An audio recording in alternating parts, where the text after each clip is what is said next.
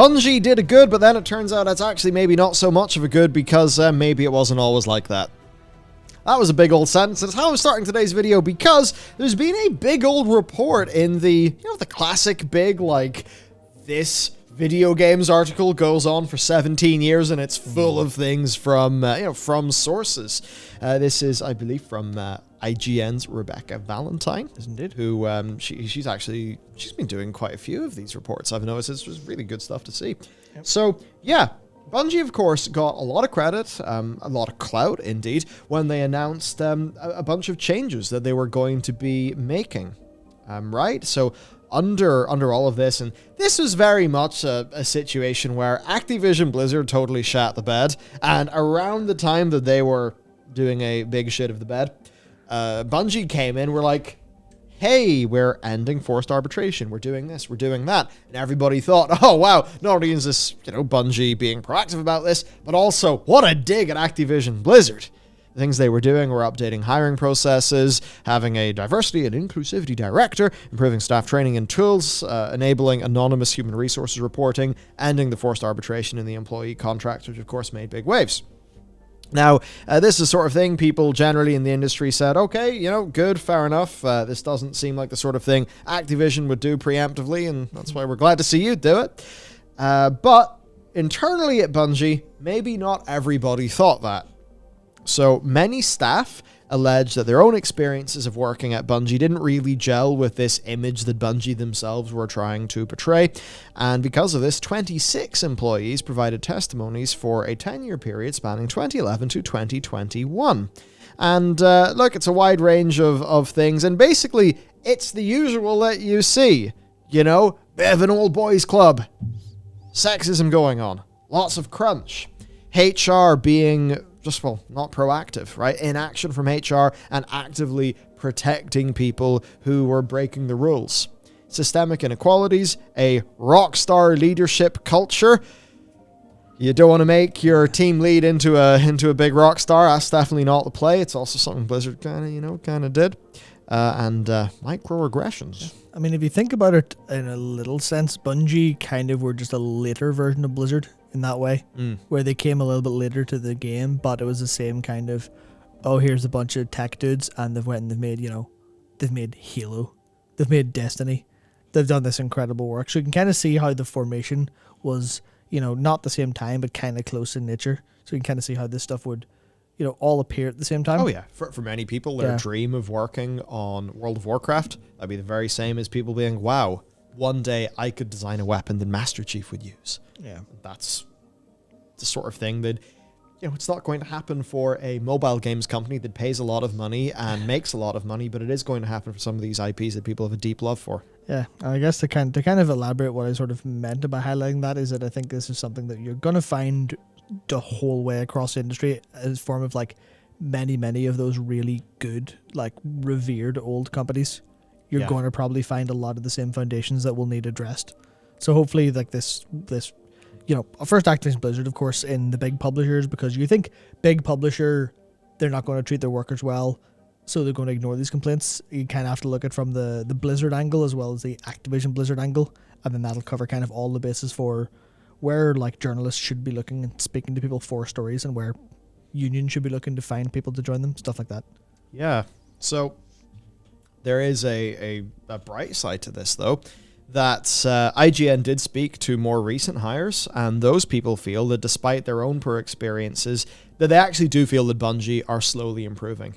So that definitely is the good thing to hear. Yeah. And that's perhaps where this story becomes a little bit different to the Blizzard story. So we're going to go through some of what we thought were the interesting highlights to discuss in this report. Of course, some of this will also apply to, well, how some games that a lot of us really enjoyed were made. So I think it's going to be a very, very interesting little journey. Every source we interviewed joined Bungie because they wanted to be part of making games they cared about. But all of them have been forced to grapple personally with a question. How does a massive AAA company of 800 plus employees fully root out a toxic culture and become a, just an overall good place to work, right? Several sources spoke of a narrative team lead, from that time who appeared to suffer massive burnout during the project, creating an incredibly toxic work environment for others on the team, enough so that team members kept a countdown of days since his last explosion on a whiteboard. Many people I spoke to were familiar with the story of him throwing a chair at a window because he felt others were ruining his creative vision of the game. Generally speaking, in the workplace, chairs and windows are not compatible. But how many times have we heard of this? I remember there was the Ubisoft fella, I forget exactly who it was, but the one who was renowned for, I think it was the kitchen break room. But it was literally a situation where I think like people, you know, they wanted to go get something from the kitchen. They couldn't because somebody was in there getting absolutely bollocked, just screamed at by this person. So it's that sort of weird situation where someone's got a bit of tenure, someone's very high in their own ideas, and they're going to scream and act like a big child in these situations. And that thing of somebody thinking they are hot shit and acting like a child, I mean, I'm not going to say it with my mouth here because if I did, I'd get myself in trouble, but you know who it is locally. I do indeed, yep, absolutely. And maybe they know that I know. But that shit happens. It does happen. It happens in AAA. It happens in indies. It's bad shit. One leader from earlier in this period was described by one of our anonymous sources as a, quote, sexist nightmare who yelled in meetings and would throw papers across tables. He called one woman on the team a, quote, unmanageable bitch. Another source said he was, quote, literally the worst person I've ever worked for. Oh. And again, you know, I've heard similar things, and, you know, that form of, like, workplace sexism, there's obviously the very dramatic versions of that you'll hear with some of the worst of the Blizzard stories, but a lot of it also comes down to just, like, talking over people and the shit like that. And again, it is that local case where it was extremely that situation, and I can guarantee for a fact that if some genders were swapped, it would not have went down that way. But it's just that funny thing of, you know, you can see it in the indie scale. We see these reports of it happening in the AAA scale. It's just the shit happens. Yeah, it's hardly like it's unique to games either. It's just this is a thing that I think culturally is going to be a problem for a while. I think with games, you can have the additional compounding factor of, you know, say this writer thinks he's a true visionary. That's going to be like another additional dimension. Because sure, this stuff's going to happen in an accountant's office. Yeah. But I feel like if somebody also feels that their unique, special, you know, God's gift to mankind, creative vision is being trifled with, then maybe you're going to have a more extreme reaction. Certainly, if anybody has had friends who have been, say, actors or working in theater, you know how absolutely bonkers some of those people can end up going. Yeah. A third narrative lead was called a callous, hierarchical, authoritarian, incurious, cruel leader by one anonymous source. Those are not particularly good qualities. No. See, hierarchical, authoritarian. If you have to pull rank, that means you have basically lost the essence of the argument, because rank is never how you convince somebody to do something that you want them to do. That's insane. Those close to the team describe its members working 60, 70, 80, even 100-hour weeks during some expansions, frequently with no breaks in between crunch periods. One team member crunched while sick. They were so sick, in fact, they were unable to type and had somebody else type for them while they dictated. Jesus Christ.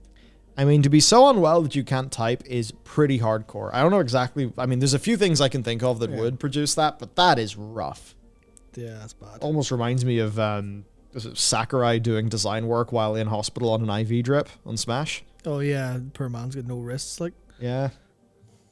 Curse of Osiris then. So the Curse of Osiris story had been lambasted on Reddit, with a few female narrative team members being singled out by the community for harassment, death threats, and vitriol. Standard. Our sources say these women didn't receive support inside the studio or from the community team for what they were going through, and multiple sources were aware of one member of leadership still at the studio who emailed Reddit comments about these women to other company leaders in a seeming bid to tear down the narrative team because players didn't like the story. So that's an interesting situation. Certainly, if you've done something that you're basically putting your own people's kind of neck in the line, you've got to deal with that with a responsible manner. Now, I do not know the story of the Curse of Osiris.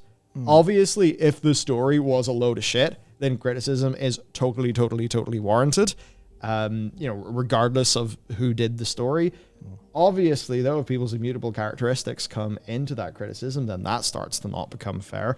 And if the company doesn't deal with that appropriately, so it's like if there wasn't a sexist dimension to this, then I think it's, if a story's not really that well received, the community's pissed off, and then, leadership saying, hey, look what the community are saying about the story the narrative team produced, maybe we should have a think about this. Like, come on, that's a reasonable thing.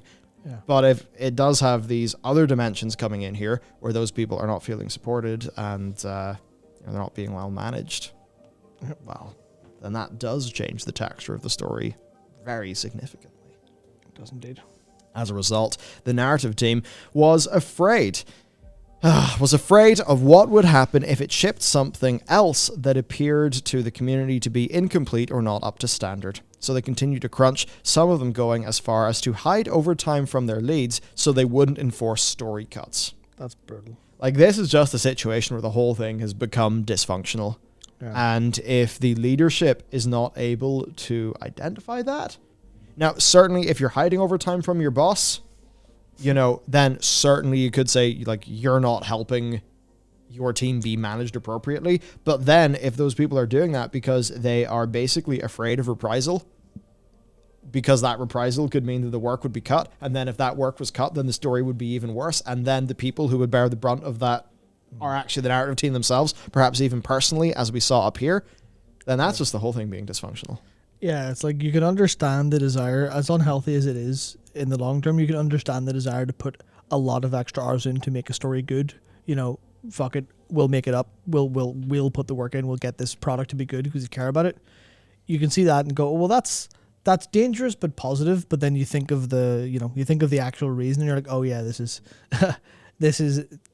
I guess this is a what seems to be a good plant, but has grown from a really disturbing seed. Mm-hmm. So it really shouldn't be tolerated, and you should go to the root of the problem and go, hey, listen, whatever you need to say to your team to get them to, not feel personal responsibility, specifically or singularly. Yeah. I get the feeling that there was almost certainly not a proper level of interest and respect paid to the narrative side of things. And I'll certainly say, now I know I've watched Skill Up reviews of the new Destiny because I really do like understanding what he thinks about games. Yeah. And he's consistently talked positively about the lore and the story. Now I've got to admit, from what I played up to Shadowkeep, that does seem bonkers. But, I mean, I've got to defer to him. He's actually played it. I haven't.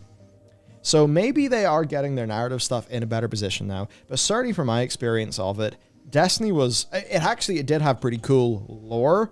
Yeah, it's just, it's like the Destiny 1 problem if you got to find the lore on the website. It's had cool lore, but the story, I think, has generally been pretty damn messy, and it seemed like they never really cared that much about the story. So I then have to wonder, is this a department who are basically siloed off in their own little bunker? They're getting a whole bunch of blame, but they're not actually getting the support to do their job properly, which means the whole thing's just a damn mess. And ultimately is going to mean the Destiny players aren't really getting, the staff aren't getting what they deserve, the players aren't getting what they deserve. Well, that would ultimately line up with a feeling that I generally have from playing Destiny 2 and a little bit of the original Destiny, which is, and then comparing that to how other people think about it and talk about it, that almost draws parallels with World of Warcraft in the sense that that the narrative team in the room have a lot of ideas. They've done a lot of work. The lore behind Destiny's universe is really, really expansive and largely seems very positive. But then the when you get that into gameplay and the narrative design of the campaign and stuff like that, and the actual content they can create that isn't just furiously typing at a keyboard to fill inventory entries or lore entries, that stuff suffers. Mm-hmm. And I feel like that's a pretty interesting idea, that it might be this team siloed off that aren't given the attention, or because obviously it's almost, I would say, nearly the same feeling as Halo Infinite, in the sense where it's like they've clearly worked really hard getting gameplay down super, super well. That's been their primary focus. That's what Destiny 2 has always felt about. Me, can we get the systems and the gameplay down right? Narrative campaign stuff's a little bit of an afterthought, which means that this team is doing really, really, really good work themselves, but the integration's where it goes wrong. Yeah. Which would kind of leave that, if you're a tourist to Destiny 2 expecting a campaign that's yeah, you play the campaign, you see the start, you see the middle, you see the end, you're happy enough. Without all the context of the lore, you might feel a little bit lost. Like, I've always felt lost playing Destiny stories. I'm like, oh, I recognize like character moments, I recognize character bits, and but the whole context of everything is sort of lost on me. Yeah. So that's an interesting way to think about it, to be honest. Yeah, so basically the narrative team is operating in a position of fear. And that's awful. And in 2019, the situation became untenable. The entire writing staff tried a last-ditch effort to mediate their constant conflict with their leads with HR, but once again we're told they needed to try harder to work with the people who are making their lives miserable daily, despite the team reiterating that the leads did not appear to be making efforts to build the same bridges on their end. That is just an insane situation. Many wrote letters to Pete Parsons, the CEO, begging for help, and they never heard back.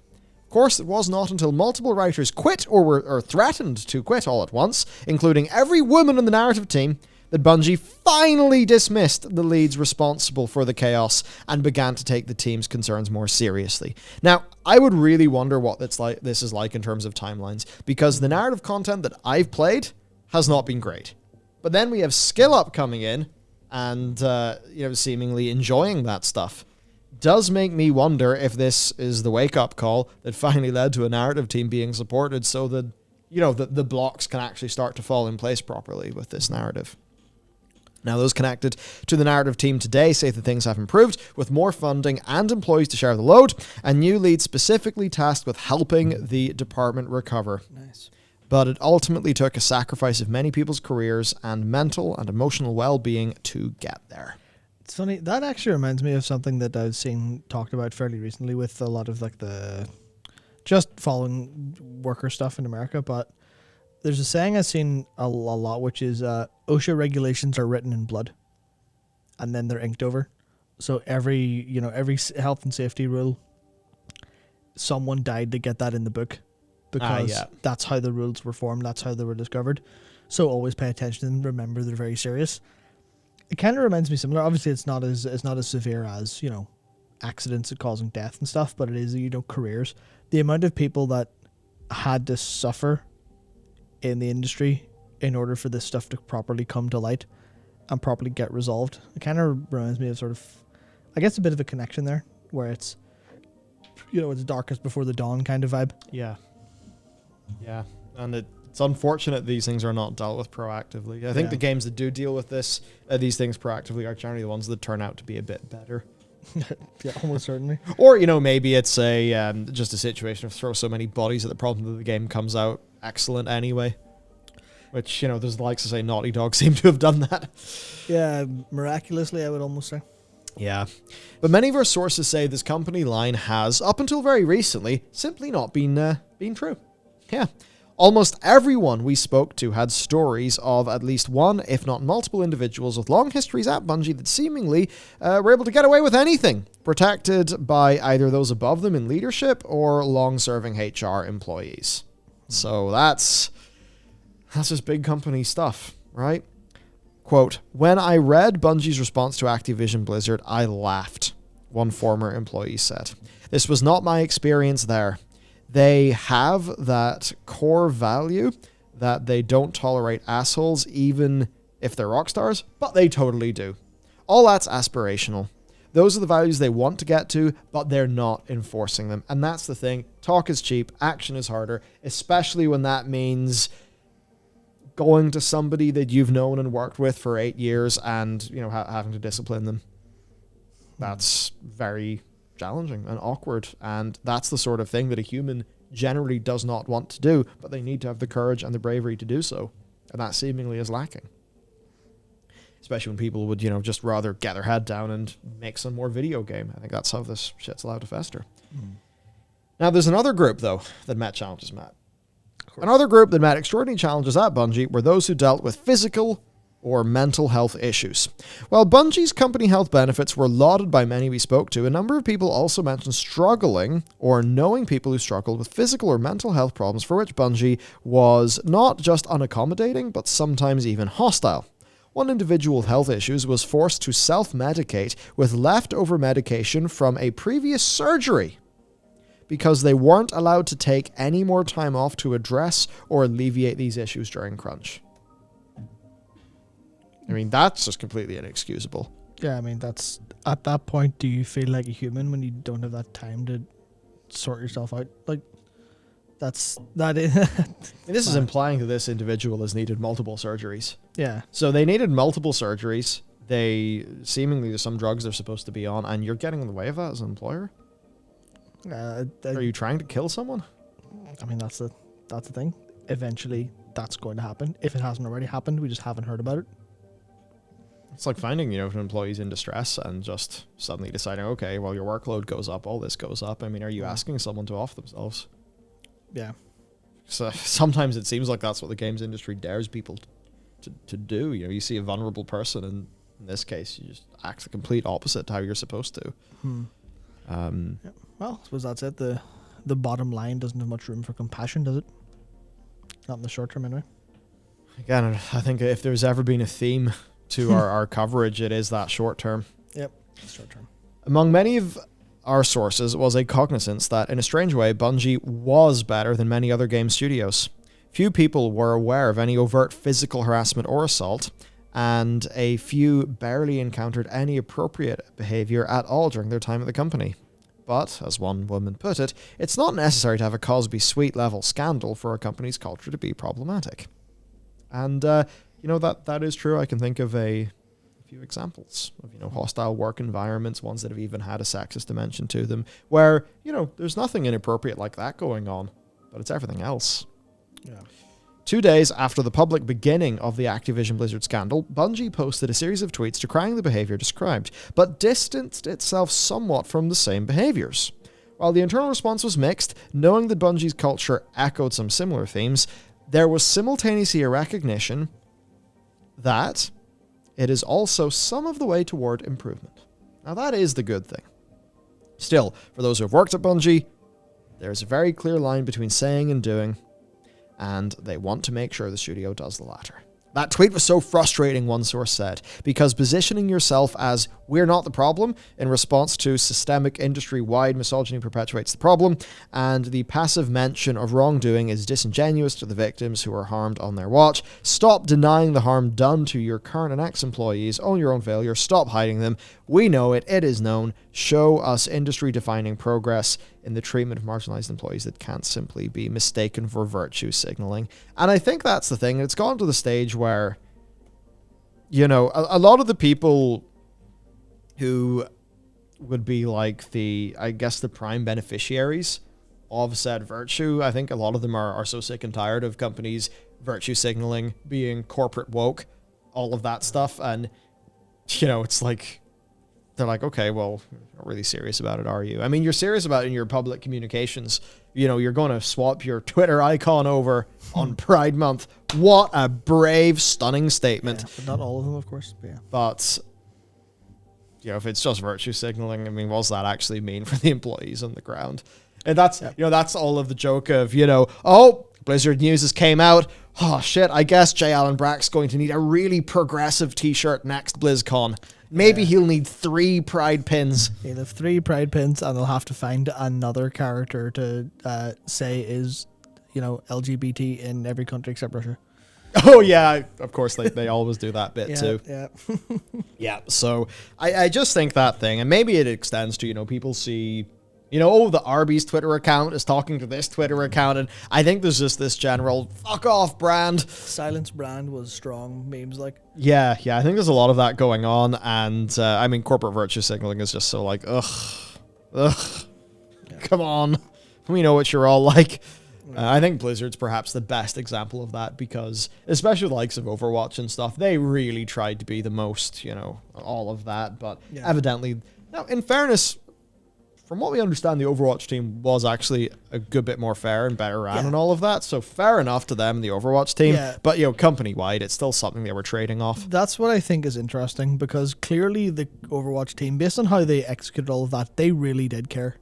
Like, there is that sort of hard to describe quality to the game where you kind of feel it's like that kind of person worked on it in every way. There's just all those little feelings of you're okay, I can see how this is open, I can see how the inclusive enough in all these ways.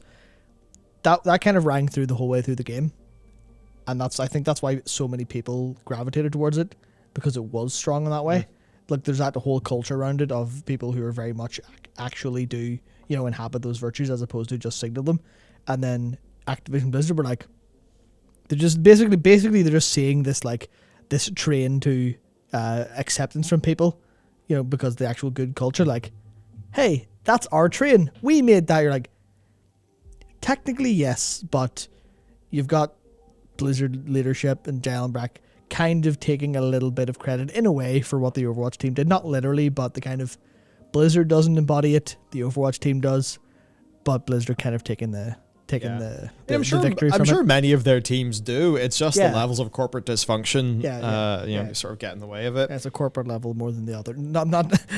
I'm not trying to say like those at the Diablo team were like, oh, thank fuck, we don't have to do any of that shit. We don't have to do any of this shit now because your Overwatch team's doing it great. I don't think they were like that at all, but I'm more the corporate level of going, oh, this is a win for us. Though the Diablo director did get fired. That he did. I'm not saying that. I mean, obviously he did get fired, but we don't know why, right? We don't know why, but yes. I think we can make a inference based on what Blizzard said and how he was very shortly gone after they said that. Yeah. So for Bungie's response to this, well, right, IGN's thing was essentially a response to Bungie's earlier statement, and the IGN article actually drew a response from Parsons, who apologized for the pain experienced by staff past and present. So here's what the CEO said. I want to apologize to anyone who has ever experienced anything less than a safe, fair, and professional working environment at Bungie. I am not here to refute or challenge the experiences we're seeing shared today by people who have graced our studio with their time and talent. Our actions, or in some cases inactions, cause these people pain. I apologize personally on behalf of everyone at Bungie who I know feels a deep sense of empathy and sadness reading through these accounts. Now, he did then list a few changes that Bungie have made. Removing known offenders without respect to their tenure, seniority, or interpersonal relationships. Focusing on more manageable release dates to avoid crunch. Pursuing efforts to increase basically all the DEI. I'm heartened by the progress we have made, but it is not enough, and it has taken too long, he wrote. It also does not sweep away the bad experiences people have had at our studio. As CEO, it is my job to factor both the past and the future and be accountable for all of it here and now. Speaking with the team at Bungie, reading their stories, and seeing both known and newly surfaced accounts, it is clear we still have work ahead of us. And there is his, his statement in full, where he does get into more details and numbers surrounding all of these things.